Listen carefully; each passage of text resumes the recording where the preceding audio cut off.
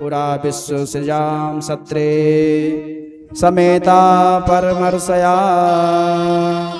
तथा मरगणा सर्वे सानुगामुनियोगनयः।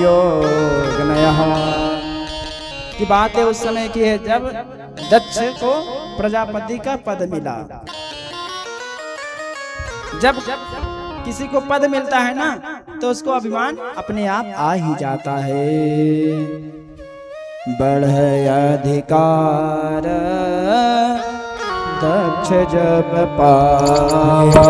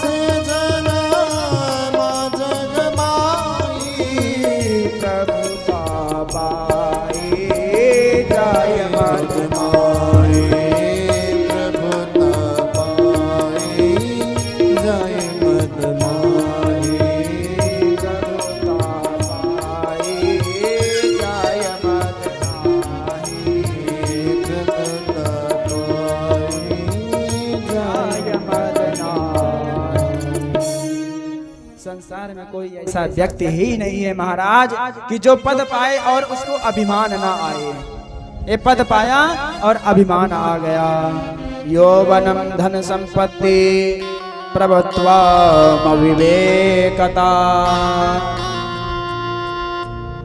महाराज जिसको यौवन मिल जाता है, सुंदर चेहरा मिल जाता है, धन मिल जाता है, प्रभुत्व मिल जाता है, विवेकता मिल जाता है महाराज, उसको अभिमान अपने आप आ ही जाता है।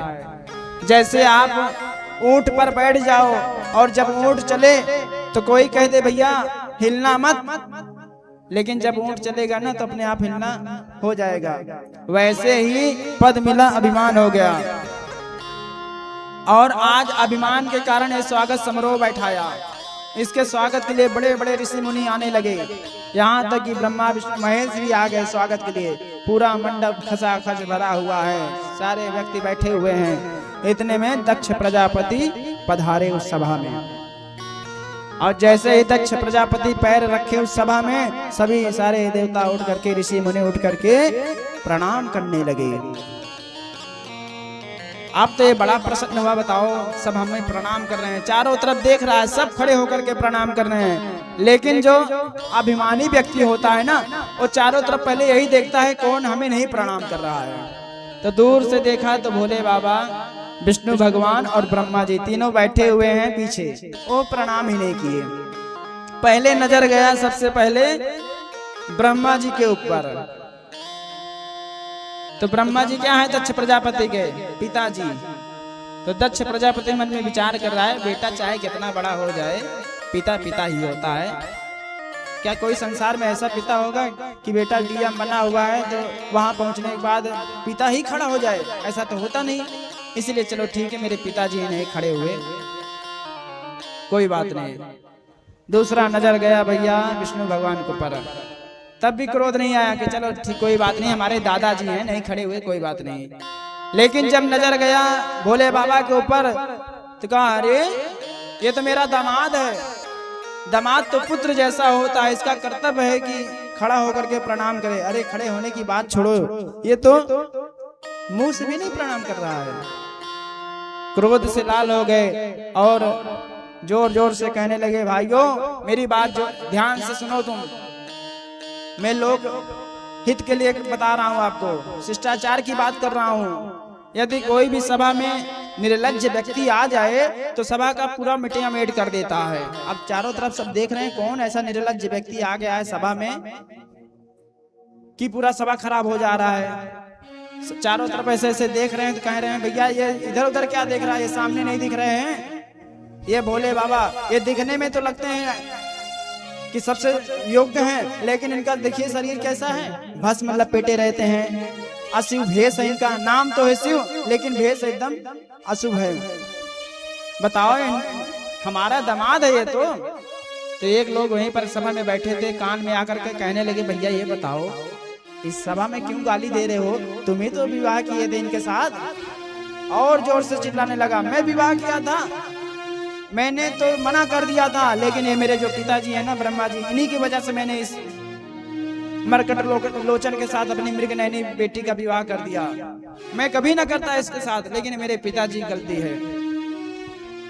लेकिन भोले बाबा प्रेम से हंस रहे हैं, मुस्कुरा रहे हैं, कोई मतलब नहीं है। बाबा क्या आत्मा राम महान है, आत्मा राम है, इनको कोई अपमान सम्मान से कोई मतलब नहीं है। लेकिन यदि कोई आपको गाली दे, आप उसको गाली ना दो ना, उसको और क्रोध आता है कि बताओ इतना मैं इसको बोल रहा हूँ, इतना निर्लज्ज है कि इसको कुछ समझ में नहीं आ रहा है। तो तुरंत महाराज श्राप दे दिए, अयम तो देव यजना इंद्रोपेन्द्रादिभिर्भवा सा भागम्ना लभता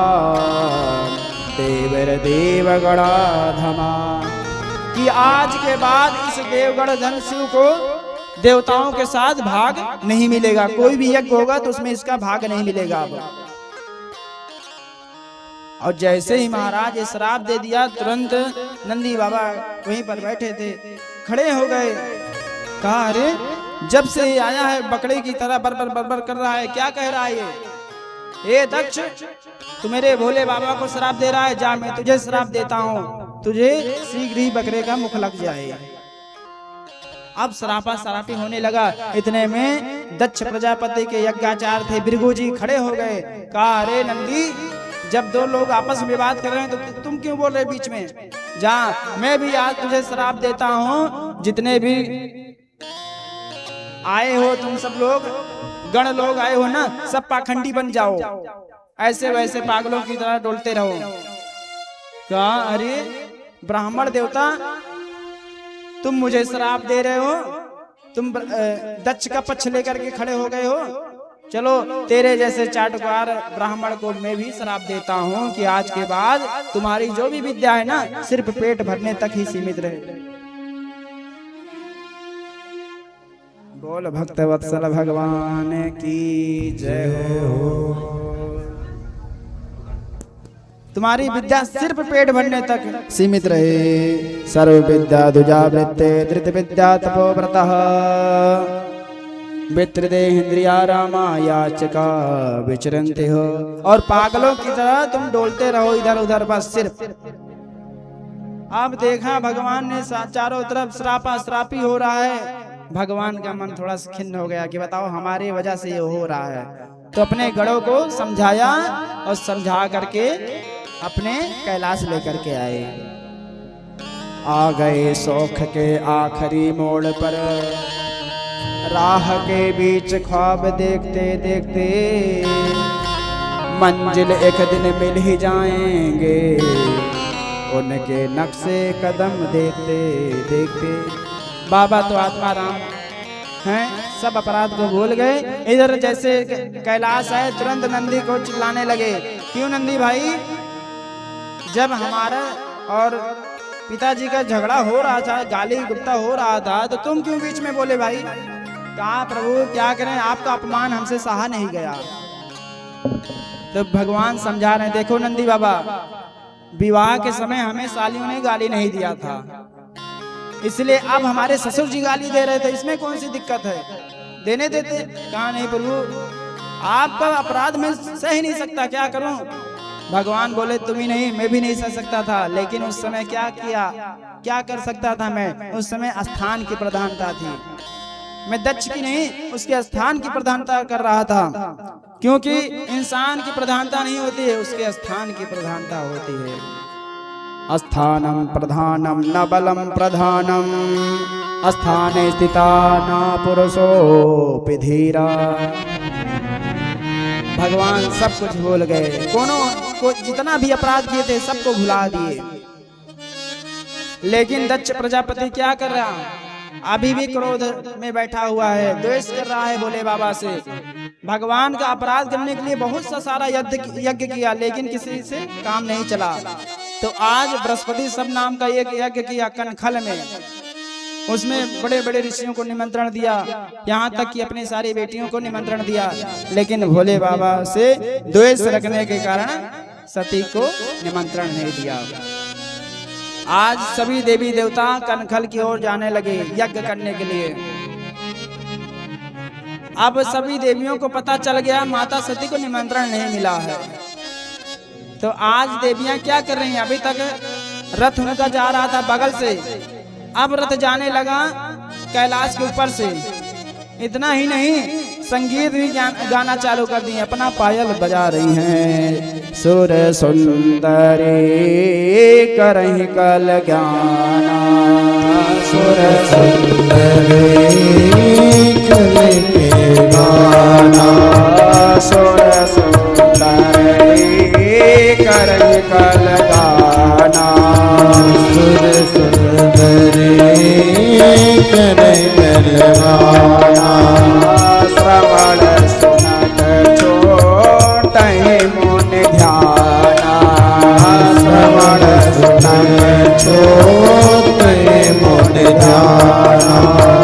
श्री राम जय राम जय राम, श्री राम जय राम जय जय राम, श्री राम जय राम जय जय राम, श्री राम जय राम जय जय राम, श्री राम जय राम जय जय राम।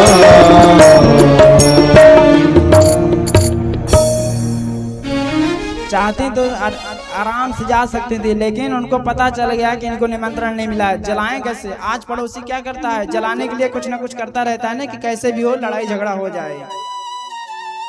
जैसे आप के परिवार का कोई व्यक्ति हो और आपका उससे झगड़ा हो और उसी के यहाँ निमंत्रण आ जाए, बगल में निमंत्रण आए और आपको निमंत्रण ना मिले, तो बगल वाला जब निमंत्रण जाने लगेगा ना, तो आपके यहाँ पहले एक बार जरूर आएगा, कहेगा मिश्रा जी चलेंगे क्या? आपके भैया के यहाँ निमंत्रण है आज। तो आपको तो निमंत्रण मिला नहीं है, वो व्यक्ति जानता है कि निमंत्रण नहीं मिला है इनको, लेकिन क्या बोलेगा? भैया चलोगे क्या? तो आप कितना भी करेंगे शर्माते शर्माते कहेंगे भैया हाँ निमंत्रण तो आया है, चिट्ठी मिली है, आप चलिए मैं आता हूँ। तो जलाने वाले व्यक्ति कुछ न कुछ करते रहते हैं। तो यही आज ये जो भी देवियां जा रही हैं ना, उनको पता है कि इनको निमंत्रण नहीं मिला, इसलिए अपना पायल कनखा रही हैं, पायल को झनकार रही हैं, सुंदर सुंदर गीत गा रही हैं, ताकि सती मैया को पता चल जाए। और सती मैया देखी कि कोई जा रहा है रथ पर बैठे बैठे, तो आज भोले बाबा के पास आई और बड़ा सुंदर कहती हैं कि महाराज प्रभु ये सब कहाँ जा रहे हैं? तो भोले बाबा कहते हैं पूछो तब शिव कहो बखानी, पूछो तब शिव कहो बखानी, पिता जग सुने कछु हरिसानी, पिता कछु हरिसानी, पिता जग सुने कछु हरिसानी, पिता जग सुने कछु हरिसानी। कहो निक मोरे मन भावा, कहो निक मोरे मन भाया, कहो निक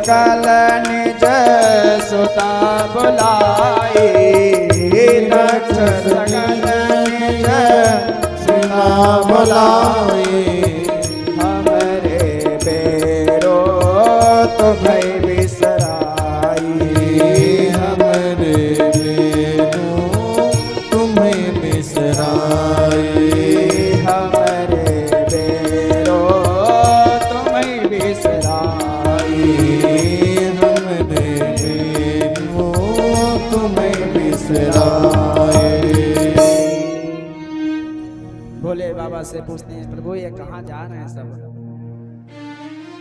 भोले बाबा कहते हैं देवी ये जा रहे हैं सब आपके पिताजी जो है ना बहुत बड़ा यज्ञ कर रहे हैं, उसी यज्ञ को देखने के लिए जा रहे हैं। तो मैया बड़े हिसाब से कह रही है बात उनसे, ये नहीं कहा कि बताओ हमारे पिताजी कर रहे हैं यज्ञ, आप चलोगे नहीं क्या? तो उन्होंने ऐसा नहीं कहा, बड़े हिसाब से कहते हैं कि प्रभु स्वामी जी आपके ससुर जी कर रहे हैं यज्ञ, क्या उनके यज्ञ में नहीं जाओगे? प्रजापतेस्ते ससुरस्य सांप्रतम निर्यापितो यज्ञ महोत्सवाकिल वयं च तत्राभिसरामवां ते यद्यर्तिता में विबुधा व्रजन्ति।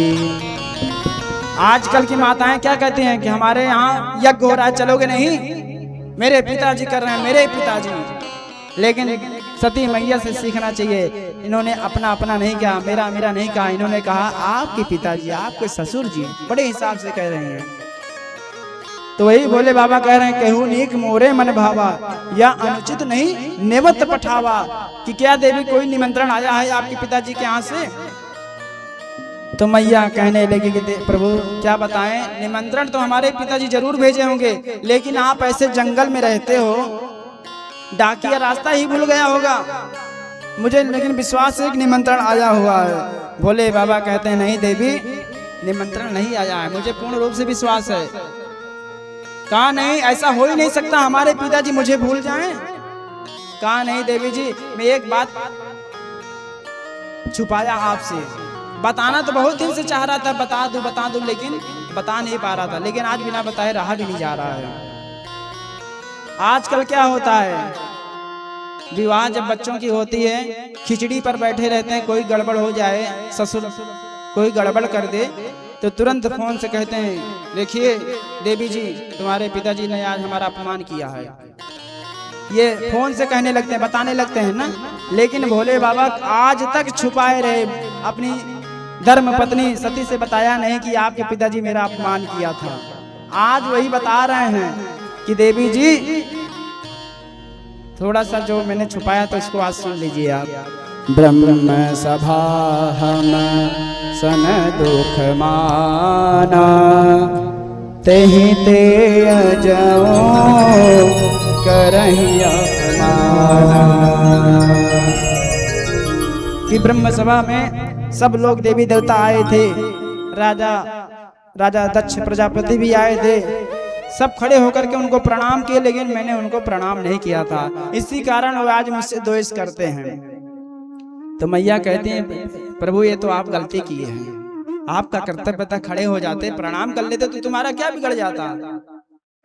भोले बाबा कहने लगे देवी मेरा मस्तक सिर्फ महात्मा के लिए उठता है, बस झुकता है और किसी के लिए नहीं। देवी मैया कहती हैं बताओ प्रभु आप छोटी छोटी बात पर ऐसे गुस्सा क्रोधित होंगे तो कैसे काम चलेगा, रिश्ता ऐसे चल पाएगा। बड़ा समझा रही हैं रहीमन धागा प्रेम का मत तोड़ो चटका, टोटे से फिर ना जुड़े गांठ पर जाए। प्रभु छोटी छोटी बात पर आप क्रोधित क्यों होते हैं? आपको पता होना चाहिए एक बार यदि जिस रास्ते पर दरार आ जाएगी चाहे कितना भी लेपन कर दो वो दरार दिखेगा ही नहीं। इसीलिए प्रभु आप चलिए क्रोध को छोड़ दीजिए, क्योंकि एक बार यदि बात बिगड़ जाती है ना तो चाहे कितना भी प्रयास कर लो बात कभी बनेगी नहीं। बिगड़ी बात बने नहीं लाख करे कि न जोय, रही मन पाठे दूध को मथे न माखन होय।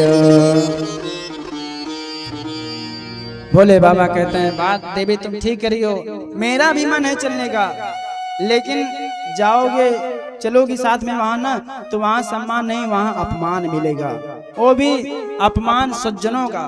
अपने ही अपमान करेंगे तो तुम सह नहीं पाओगे। इसलिए मैं कहूंगा यही कि वहां जाना ठीक नहीं है। और देवी जी यदि तुम जा रही हो ना, जाना भी चाहती हो तो तुम अकेले जा सकते हो, लेकिन एक बात याद रखना, वहां जाओगे ना तो कुछ अनर्थ ही होगा। इसलिए मैं कहता हूं कि वहां मत जाइए आप, और आपको दुख ही मिलेगा, अपमान ही मिलेगा। इसलिए आपके ऊपर है, चाहे जाना है तो जा सकती हो, नहीं जाना है तो रुक जाओ।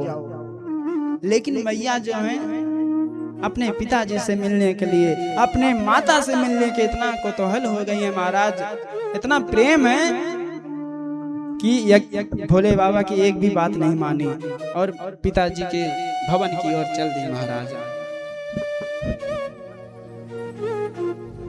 बेटी अपनी माँ से बहुत प्यार करती है, हर एक बेटी, कोई भी बेटी होगी चाहे कैसे भी होगी। बच्चा तो दूर हो सकता है, लेकिन बेटी जो होती है ना वो कभी माँ से दूर नहीं होती है। अब पिता की तो दुलारी होती है बेटी ना, बच्चे तो इधर उधर हो जाते हैं, बच्चों से ज्यादा लगाव नहीं रहता, लेकिन जो बेटियां रहती है ना उनसे लगाव ज्यादा बना रहता है। और ये जो आज करते हो मैका ना, मैका माँ से होता है कि पिता से? दादाजी पीछे बताएंगे हमारे। मैका किसे कहते हैं? पिता से मैका होता है कि माता से? माता से होता है मैका? नहीं भैया, मैका तो पिता से होता है, क्योंकि जब तक पिता जीवित रहता है तब तक बहन क्या करती है, बेटी क्या करती है, सर ऊंचा करके आती है घर पर ना, मायके में क्या कहती है कि मेरे पिताजी का घर है ये। लेकिन वही जब पिताजी चले जाते हैं तो घर आती है ना तो उतना सम्मान नहीं मिलता है। घर में आती है तो सिर्फ पिता से ही मिलती है। बच्चे तो दुष्ट हो सकते हैं, लेकिन बहन बेटी जो होती है कभी नहीं दुष्ट हो सकती महाराज। वो प्रेम करती है अपने माँ से, अपने पिता से। आप देखे होंगे 4 बेटे रहेंगे लेकिन कोई नहीं आकर के पानी देगा रात में, सब सो जाएंगे, यहाँ तक कि आपकी धर्मपत्नी भी सो जाएगी। लेकिन जो बेटी होगी ना, चाहे छोटी रहेगी चाहे बड़ी रहेगी, वो तो महाराज देखती रहेंगे पिताजी कब आएंगे कब आएंगे। और जैसे ही पिताजी आते हैं ना तुरंत एक लोटा जल लेकर के पहुंच जाते हैं।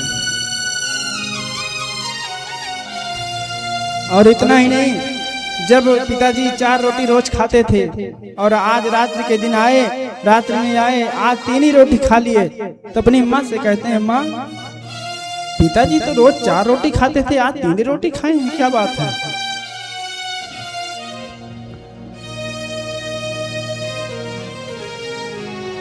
आकर के कहती हैं पिताजी कोई समस्या है,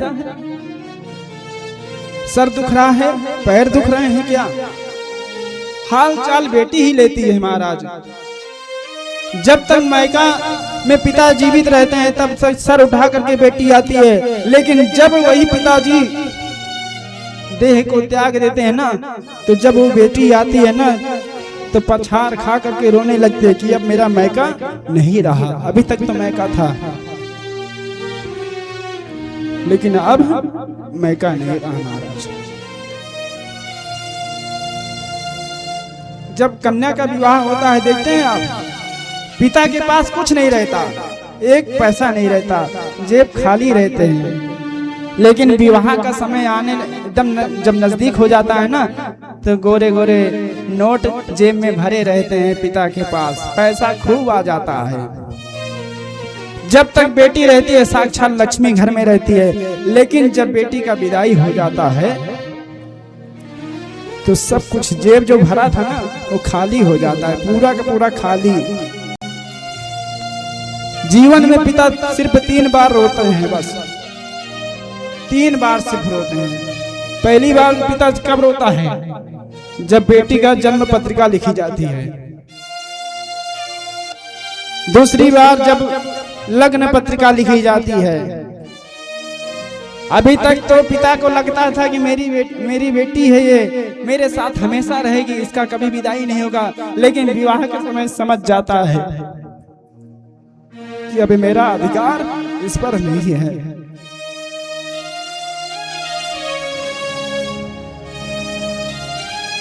बेटी हर प्रश्न करती है अपने पापा से, अपने पिताजी से करती है। सब बात पूछती हूँ, बताओ ना बाबूजी, छुपाओ ना बाबूजी, क्या याद मेरी आती नहीं। सब बात पूछती हूँ, बताओ ना बाबूजी, छुपाओ ना बाबूजी, क्या याद मेरी आती है।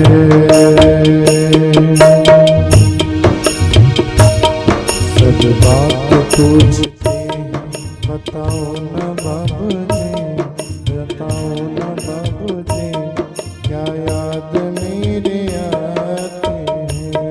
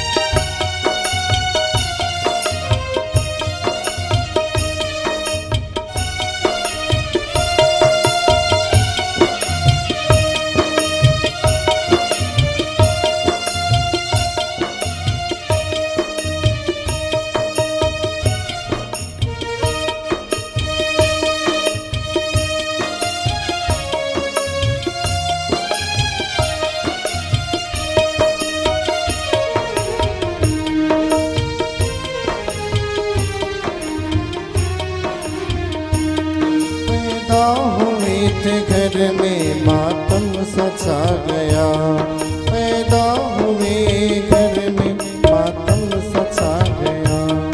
पापा मेरे खुश थे मुझे माँ ने बताया, पापा मेरे खुश थे मुझे माँ ने बताया। ले के नाम प्यार जताए तुम बाबूजी, बाबूजी, क्या याद मेरे आते नहीं। फिर बात पूछते हैं, बताओ ना बाबूजी, बताओ ना बाबूजी, क्या याद मेरे आते नहीं। क्या याद मेरे आते नहीं, क्या याद मेरे आते नहीं। तो बेटी तो भैया सबकी दुलारी होती है। जब विवाह होने का योग समय आ जाता है ना, तो पिताजी अपनी धर्म पत्नी से कहते हैं कि बेटी से पूछ लो क्या चाहिए। कभी कभी क्या होता है, बेटी अपने बाप से नहीं बता पाती है ना, तो माँ से बता देती है। तो कहते हैं पूछ लो क्या चाहिए, और आप कोई काम मत करवाना इनसे, अब जो भी काम करना हो खुद कर लेना, क्योंकि यहाँ से जाने के बाद जहाँ जाएंगे वहाँ काम ही काम रहेगा। बेटी मेरे थोड़ा सा भी नहीं रेस्ट कर पाएंगे, उनको काम ही काम मिलेगा। इसलिए सब पूछ लो महाराज।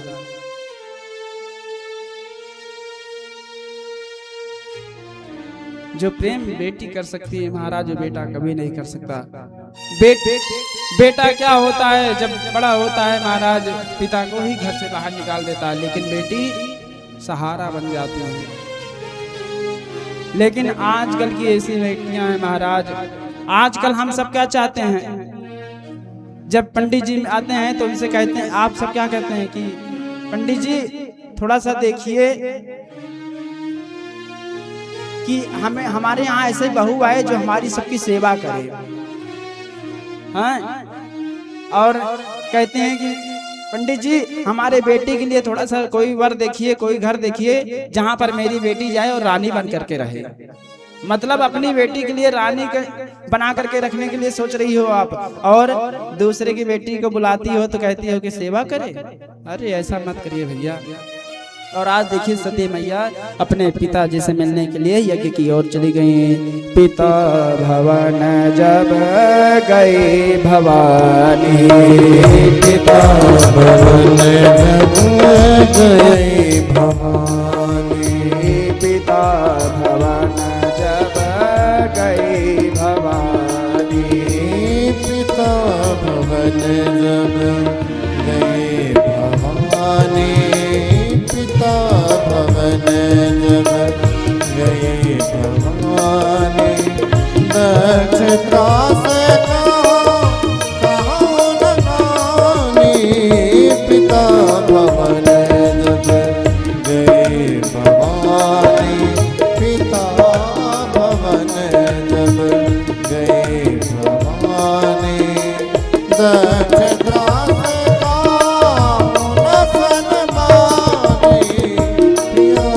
भले ही मिले एक माता, सादर भले ही मिले एक माता, भगिनी मिली बहुत मुस्काता, सादर भले ही मिले एक माता, सादर भले ही मिले एक माता।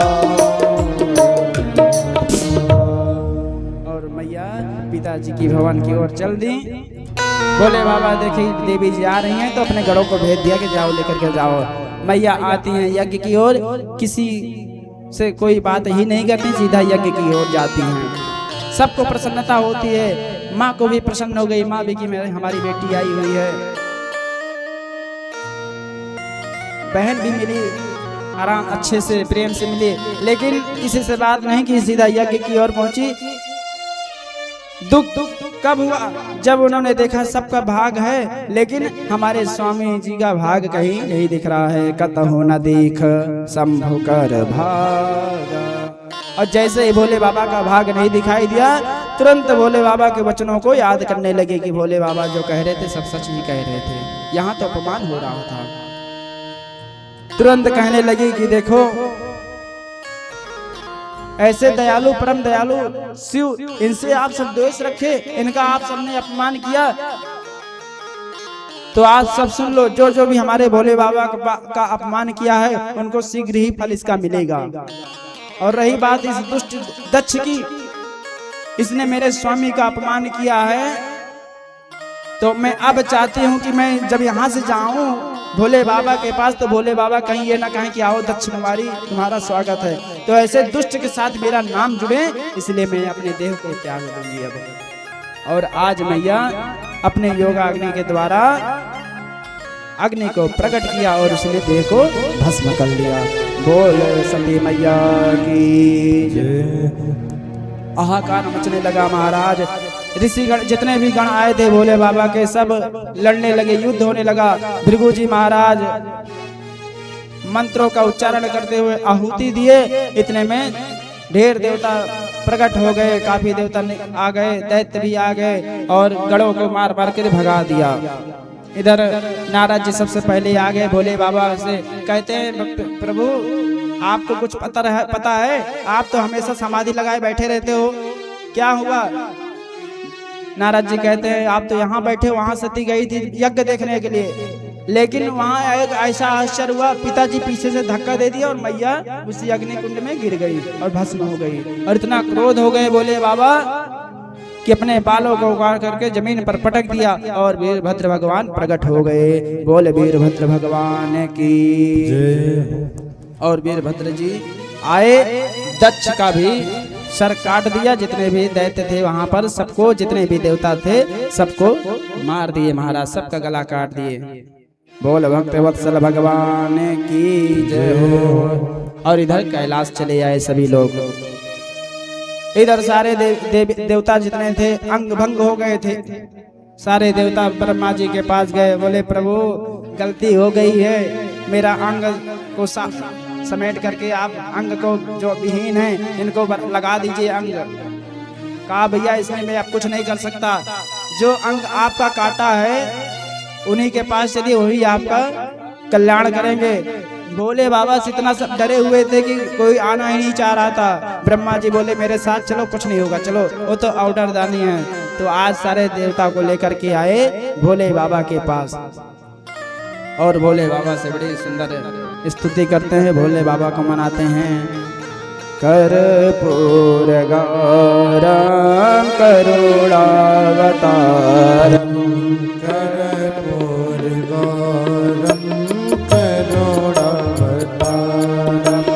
संसार सारम भुजगेन्द्रहारम, संसार सारम भुजगेन्द्रहारम, सदा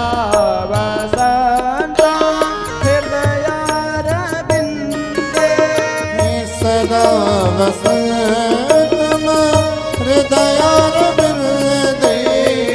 सदा वसन्तं हृदयारविन्दे, सदा वसन्तम हृदयारविन्दे, भवभवानी सहितं नमामि, भवं भवानी सहितं नमामि। और बोले बाबा तो ऑर्डर दाने तुरंत महाराज प्रसन्न हो गए। बोले देवताओं क्या चाहिए? ब्रह्मा जी कहने लगे देवता बोलो क्या कहना है। देवता तो मुंह बंद करके बैठे थे, तो ब्रह्मा जी ही बोल दिए कि प्रभु जो भी अंग विहीन है इनको अंग ठीक कर दीजिए और चलिए यज्ञ को समापन कराइए। बोले बाबा बोले इसमें मेरा क्या लाभ है? तो सारे देवता बोले प्रभु आज के बाद आपको यज्ञ में भाग मिलेगा, इसलिए आप चलिए।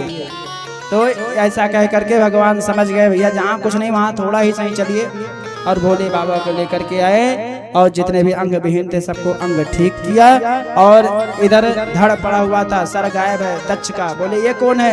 कहा यही तो है आपके ससुर। तो भोले बाबा बोले इनका सर कहाँ गया?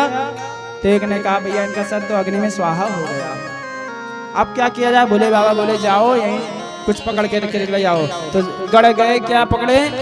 बकरे का सर ही उखाड़ लाए और ला करके लगा दिए। और जैसे बकरे का सर लगा महाराज तुरंत बड़बड़ बड़बड़ भोले बाबा की स्तुति कर रहा है। भोले बाबा कह रहे बताओ ससुर जी का तो आवाज ही बदल गया। भूयान अनुग्रह भवता कृतो में दंडस्तयामयि भृतुपो यदपि प्रलब्धा। बड़ा सुंदर स्तुति किए कि महाराज मैं एक अज्ञानी बालक हूँ, मैं आपके गुणों को कैसे जान सकता हूँ, मेरे अपराध को क्षमा कर दीजिए और इस यज्ञ को पूर्ण कराइए। और भोले बाबा यज्ञ को पूर्ण कराए। जैसे ही यज्ञ में आहुति डाले साक्षात नारायण भगवान प्रकट हो गए। बोले लक्ष्मी नारायण भगवान की जय हो। और भगवान लक्ष्मी नारायण सबको संबोधित करते हुए कहने लगे कि भैया देखो यो हरि सा शिवा साक्षात, कि मैं हरि शिव ब्रह्मा ये तीनों देखने में तो अलग अलग हैं लेकिन हैं दोनों तीनों एक ही। इसलिए मेरा भक्त जो मेरी पूजा करता है और भोले बाबा का अपमान करता है वो सपनों में मुझे नहीं पा सकता, इसलिए सबकी पूजा करो। बोल भक्त वत्सल भगवान की जय हो। तो इस प्रकार से सती चरित्र मैत्रेय विदुर संवाद में गाया। मैत्रेय जी ने विदुर जी को सुनाया। बोल भक्त वत्सल भगवान की जय। और यही सती मैया आगे पुनः हिमांचल के पुत्री बन करके आती हैं और भोले बाबा के साथ विवाह इनका होता है। क्योंकि ये जब अपने देह को त्याग कर रही थी ना, तो भगवान के श्री चरणों में ध्यान करते हुए यही प्रार्थना की थी, प्रभु जब जब मेरा जन्म हो तब तब हमें शिव ही पति के रूप में प्राप्त हो। सती मरत हरि सनवर मांगा, सती मरत हरि सनवर मांगा, सती मरत हरि सनवर मांगा,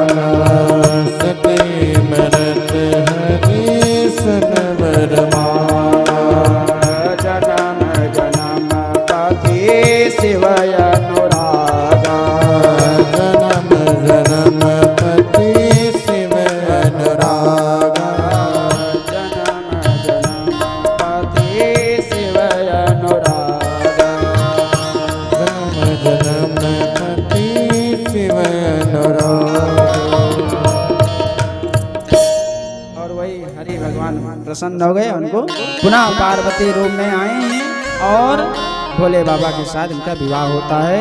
कल हम कथा श्रवण करेंगे आगे, इसके समय भी ज़्यादा हो गया है। कल आइएगा, हमारे बिहारी जी कल जन्म लेंगे, उनका अवतार होगा, आप सब आइएगा। कल रसगुल्ले भगवान की कथा है भैया, छोटे मोटे गोल मटोल भगवान श्री कृष्ण का कथा होगी, आप सब आइएगा।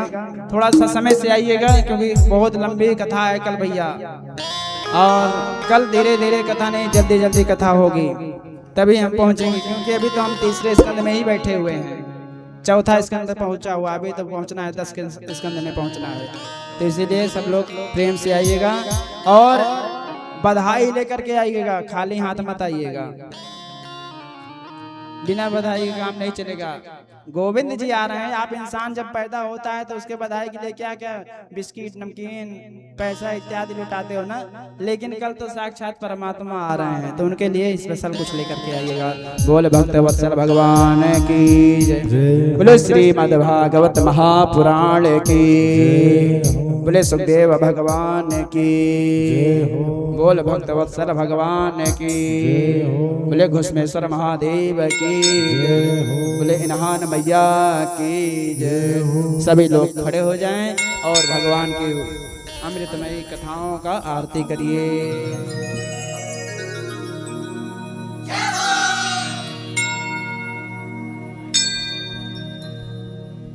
हरि ओम हरि ओम इदगुंगविहितजननं मे अस्तु जशवीरगं सर्वगं स्वस्ति आत्मसन प्रभासन पशुसन लोकसन अग्नि प्रजां बहुलं मे करोतु पयोरेतु